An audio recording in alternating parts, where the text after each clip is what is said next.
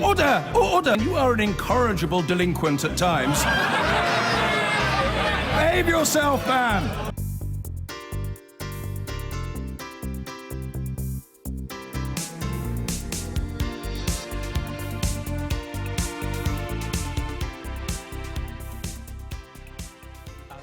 It's been described as a truly perilous financial situation.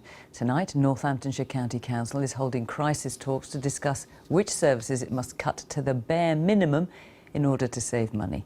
The council needs to save up to £70 million by next March, amid concerns it may no longer be able to afford services for vulnerable children and adults.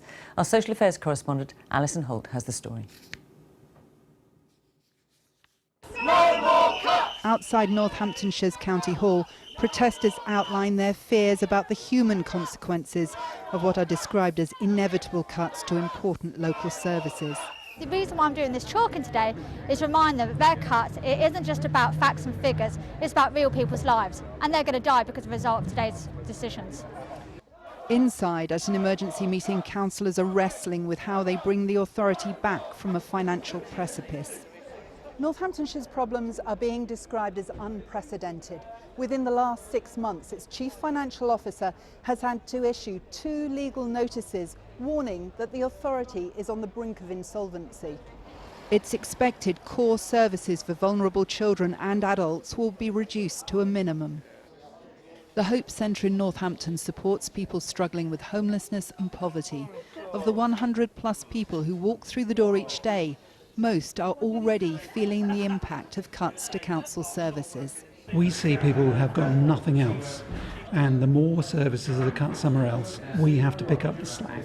Charities like us just cannot cope with responsibilities that in the past were the responsibility of social services or other statutory funding. We just can't mop up all that need and that demand. And one of those in need is Linda, who's partially blind and has mental health issues. Young lady. She says she lost council support when she couldn't afford their charges. People are going to end up on the street, drinking, taking drugs. You know, it's going to impact long term. You know, it's not a quick fix. You take the money now, but it's still going to work out further down the line. You know, the service, those people are still going to need those help, and they're not going to get it, so it's going to impact on the hospital. But the reality for Northamptonshire is that out of a total budget of £441 million this year, it now has to make cuts of up to £70 million. And another £54 million of savings will have to be made next year. That will involve making some tough decisions about some of those statutory services, and we've got to make sure, of course, that we protect the most vulnerable in both the likes of children's services and adult social care, as well as deliver some of the important other services that we do. Pricey new council offices and claims of financial mismanagement are blamed for some of Northamptonshire's problems. But experts say significant cuts to central government funding mean they are not the only authority facing difficulties. Even so, the hole Northamptonshire is currently in is said to be particularly deep. Alison Holt, BBC News. A council that has become so short of money it can offer only the most basic of services met tonight to discuss which should be saved and which should be cut. Because of government cuts common to all councils and its own financial mismanagement, Conservative-led Northamptonshire Council needs to save £70 million by March. Among the services potentially at risk, those for vulnerable children and adults. Go, go, go, go! Every Wednesday, it's wheelchair dancing at the Care with a Difference Centre in Northampton.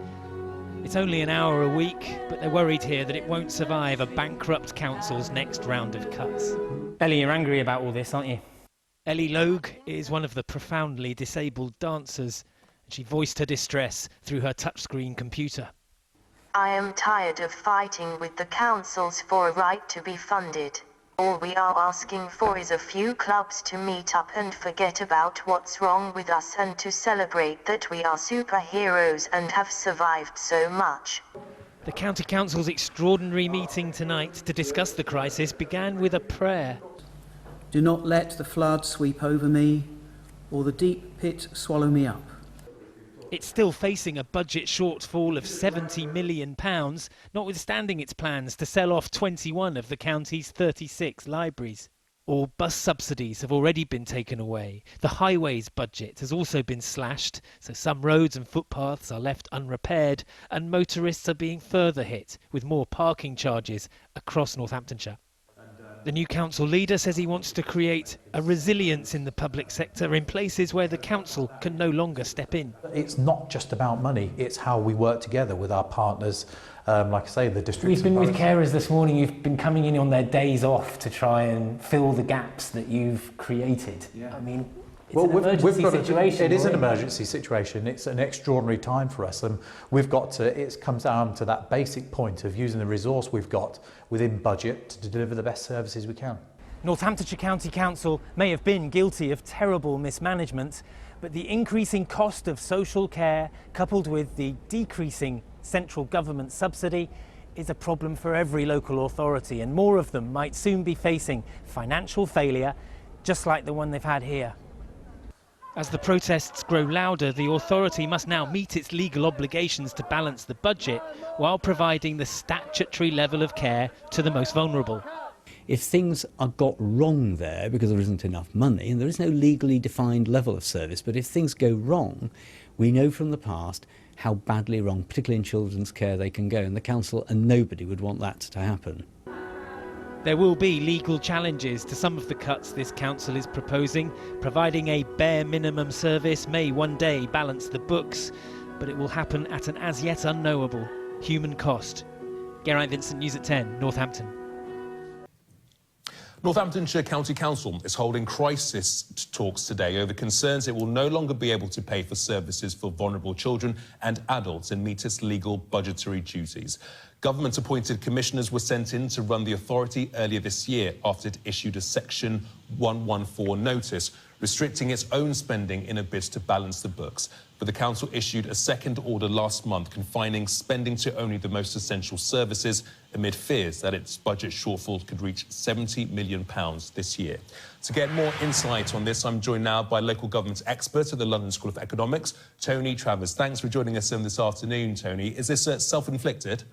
There's elements of it are self-inflicted. There's no question that almost all of local government has faced the same kind of pressures as Northamptonshire, and whilst others are clearly struggling, none have got to this particular position. And what we've learned from earlier reports that have been published into the county is that councillors failed to make the decisions necessary to balance the books year on year, last year, and now it would appear so again this year. So some of it is because of external changes, particularly say government funding, but you have to say that this council's got in a deeper mess than others.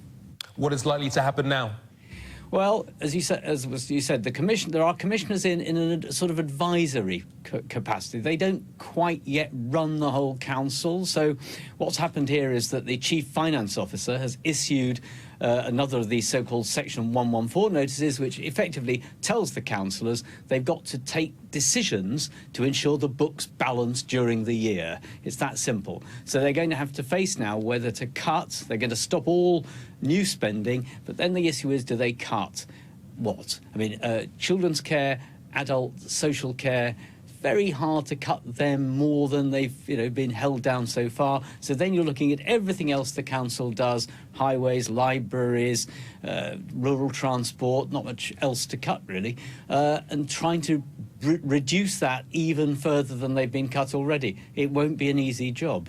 Sure. And what services are councils legally obliged to have in place?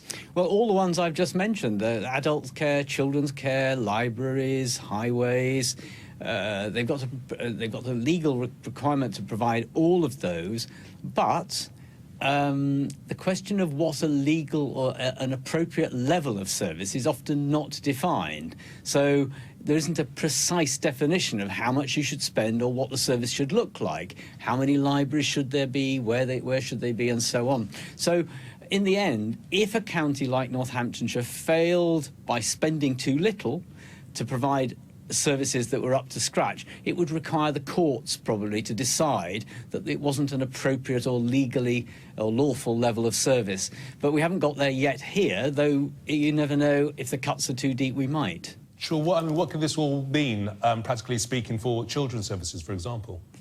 Well, children's services, which is, all looking after children, making sure they're safe and cared for at home if they're at any risk, that kind of service. We know from the past that if councils get these services wrong, there are desperate consequences, really desperate consequences for the children and more broadly. So council can't afford to get, none of us can afford those services to be wrong. Then there's care for older people, care homes are already struggling because of the way councils have pushed down the amount they'll pay for them. So the truth is, what you've got here is the end of a long chain of decisions which start in the Treasury, which is trying to drive down parts of public spending, particularly council spending, in order to protect other parts, particularly the NHS. And the question is, and it won't only be in Northamptonshire in the end, how far can this process go? And we don't know the answer to that yet. Yeah, I was going to ask him, how culpable is central government? And if it does continue to go wrong for this council, do you expect central government to step in? Well, they stepped in a little bit so far with the commissioners they've appointed with some responsibilities to guide the council, but not to take over everything. I think it's unlikely, as happened a few years ago when the Welsh government imposed a full set of commissioners in Anglesey, Ynys Môn, to run the whole council for a period. I don't think that will happen in Northamptonshire, but there is pressure on the government here because as we move forward into a new spending review for the 4 years after 2020, the government's going to have to decide whether it's going to cut local government spending further and further to protect everything else, or whether if it does that, there will be a risk of more councils like Northamptonshire getting into this position. And by the way, the National Audit Office, an independent body that reports to Parliament, warned recently in a report that there are several more councils, 15 or 20 more probably, that are in similar, though not quite as bad, situation. A Tory-led council, somewhat embarrassing. It is. It's a Conservative-led council in a county with 7 Conservative MPs, and the MPs don't have faith in the council leadership. It's a Conservative government at the Westminster level. I mean, it's an embarrassment, no question, at the local level, but actually for a national government. And frankly, if the Labour Party, the risk of straying into a completely different subject, the Labour Party you'd expect to be on top of this, making the point that, this is a within Conservative Party struggle. But at the moment, it's all the activity is really in Northamptonshire and, in the media. Tony, very interesting talking to you. Thank you.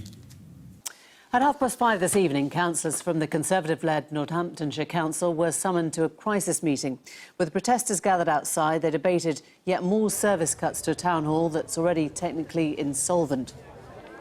Cost controls have been imposed, meaning all but the bare minimum spending's allowed.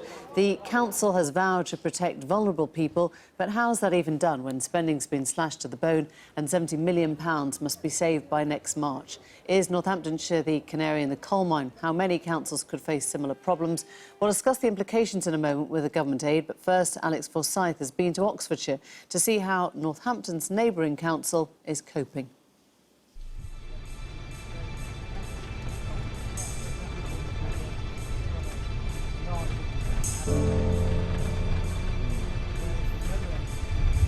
This community bus service is something of a lifeline for its passengers.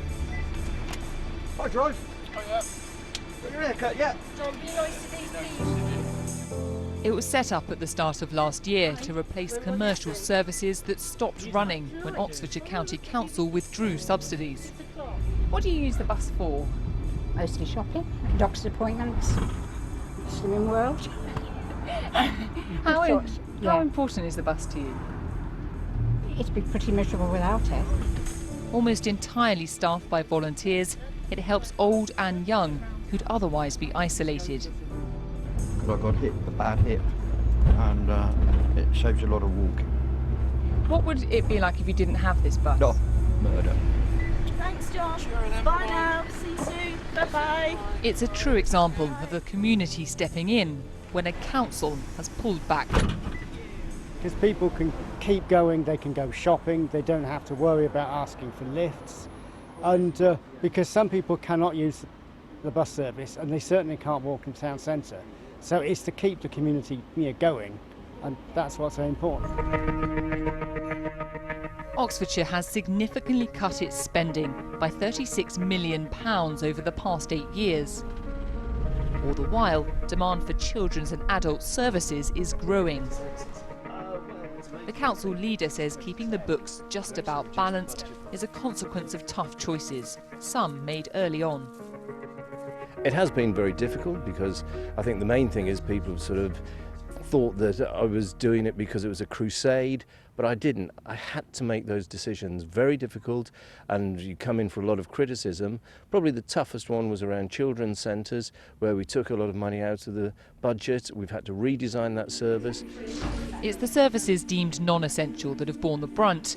In 2010, almost half the county's libraries were threatened with closure, but volunteers, with council support, have kept most open.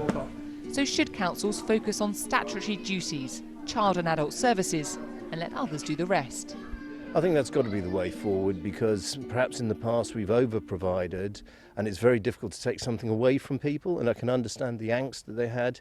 And so working with the community, we can say, can we provide things differently? The papers have been very good, yeah.